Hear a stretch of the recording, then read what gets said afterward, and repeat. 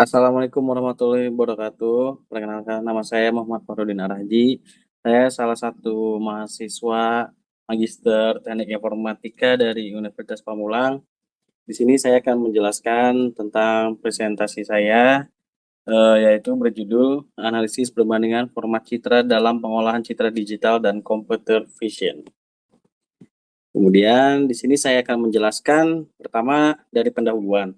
Dalam pengolahan citra digital dan visi komputer,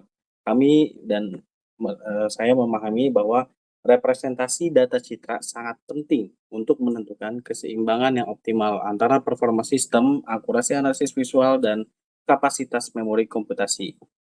Kemudian di sini definisi grayscale yaitu citra grayscale menyimpan informasi kecerahan cahaya atau intensitas tanpa informasi warna kronis. Setiap pikselnya hanya direpresentasikan oleh sebuah nilai sakal tunggal, yaitu nilai I, X, Y yang anggotanya 0,255. Yang biasa kita kenal itu grayscale itu warna hitam putih ya. Kemudian kelebihan dan kekurangan grayscale yaitu pertama, dari kelebihannya komputasi lebih cepat, proses operasi piksel lebih ringan karena matriks data bersifat dua dimensi atau satu dimensi kedalaman. Kemudian memori lebih hemat, hanya membutuhkan sepertiga ruang penyimpanan jika dibandingkan dengan RGB. Efektif untuk pre-processing, yaitu sangat ideal digunakan untuk tahap pengenalan fitur berbasis bentuk atau shape dan deteksi tepi atau edge. Kekurangannya, yang pertama, kehilangan info warna, menghilangkan total elemen warna asli visual yang ada pada citra asli. Kemudian terbatas untuk segmentasi, kurang optimal digunakan jika aplikasi sangat bergantung penuh pada deteksi berbasis spektrum warna. Nah, di sini saya akan menjelaskan salah satu contoh kasus penggunaan grayscale. Sistem OCR, membaca karakter teks pada dokumen fisik jauh lebih cepat dan akurat jika dikonversi menjadi grayscale atau biner terlebih dahulu.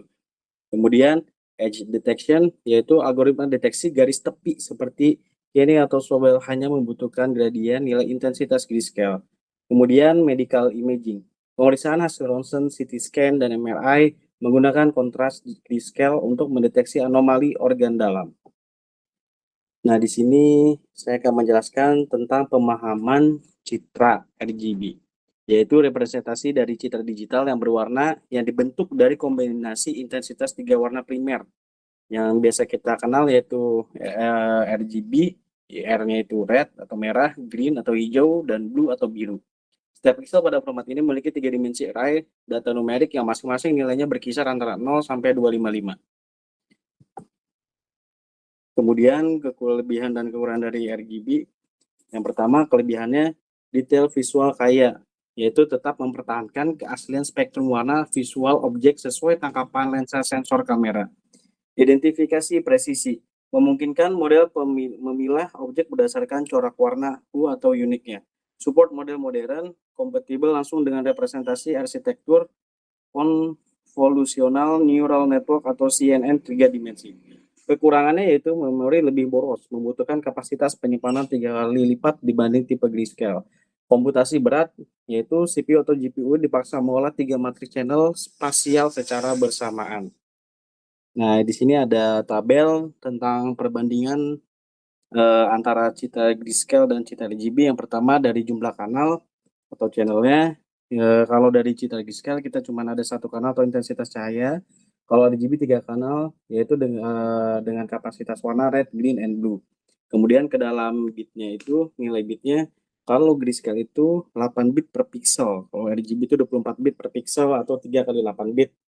Karena kan masing-masing bitnya itu, masing-masing warna itu mempunyai 8 bit dari masing-masing RGB-nya itu sendiri. Kemudian ukuran penyimpanan ringkas dan efisien, sepertiga dari RGB. Kalau RGB itu untuk ukuran penyimpanannya signifikan dan sangat besar. Dari kecepatan komputasinya pun sangat berpengaruh, yaitu kalau dari grayscale sangat cepat dan sederhana. Karena dari kedalaman bitnya tadi itu kan cuma 8 bit per pixel kan ya. Kalau dari RGB itu lebih lambat dan kompleks. Dari fokus analisisnya, kalau grayscale itu bentuk tekstur, kontur, dan geometri. Sedangkan RGB kromatik, klasifikasi warna, dan realisme. Nah, di sini saya menjelaskan tentang alur konversi dengan Python, membaca citra asli menggunakan library OpenCV dengan perintah cv2imread untuk mengekstrak array bina citra asal. Di sini nanti saya akan menjelaskan dari codingan ke Python-nya nanti di slide berikutnya ya. Kemudian melakukan konversi spektrum memanfaatkan fungsi CV2 atau CV color yang dikomunikasikan dengan konstanta konversi color BGR to gray.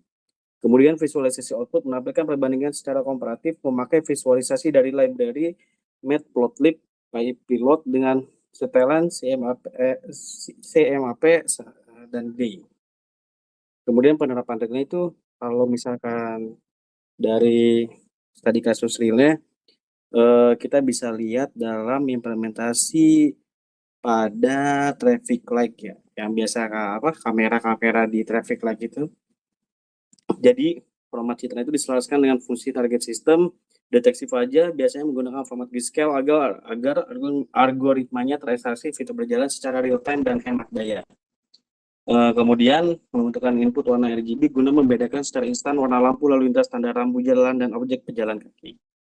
Dari slide yang sudah saya jelaskan, kesimpulannya itu berdasarkan fokus efisiensi, format grayscale sistem ini dirancang untuk mengutamakan kecepatan dalam pemrosesan tinggi dan memiliki keterbatasan memori dalam komputasinya.